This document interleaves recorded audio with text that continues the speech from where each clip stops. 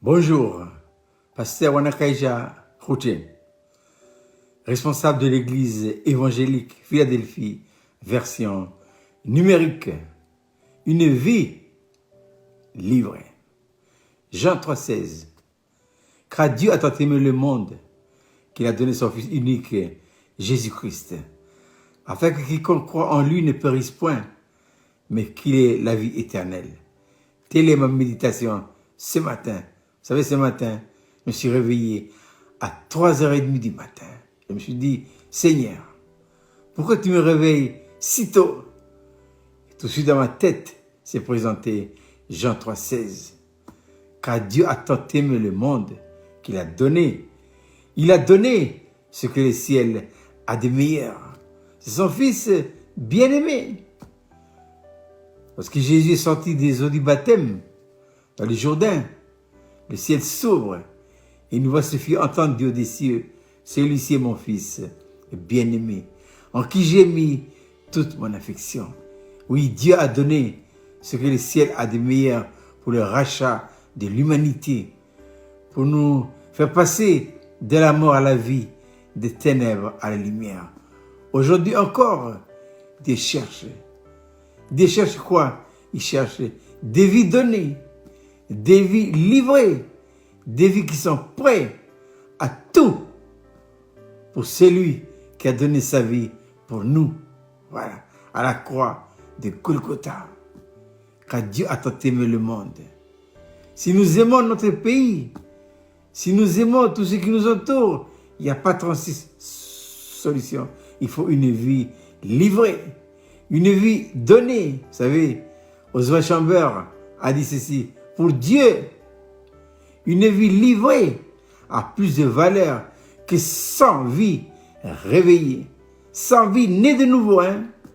La valeur se calcule en fonction d'une vie livrée, une vie donnée sans partage ni calcul.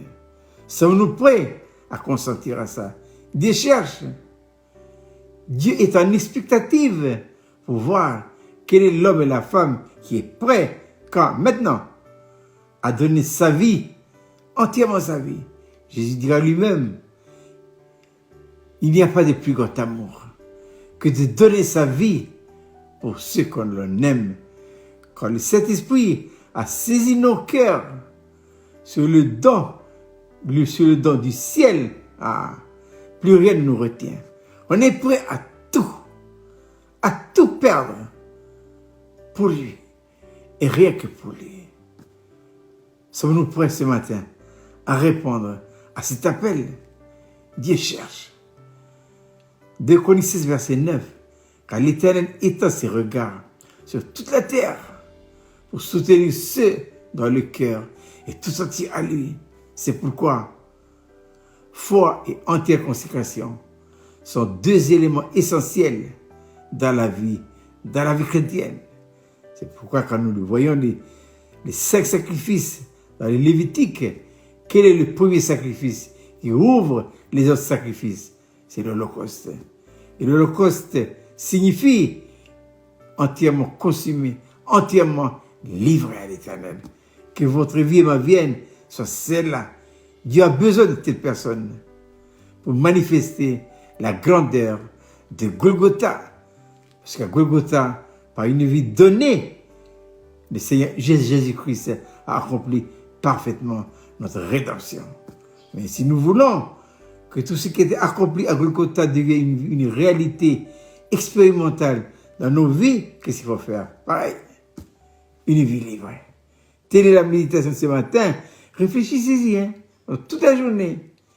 Dieu a besoin de ta vie. Il n'a pas besoin de la tête. Il a besoin de la vie. Il ne me reste plus qu'à vous souhaiter de passer une agréable journée. À bientôt pour une prochaine vidéo.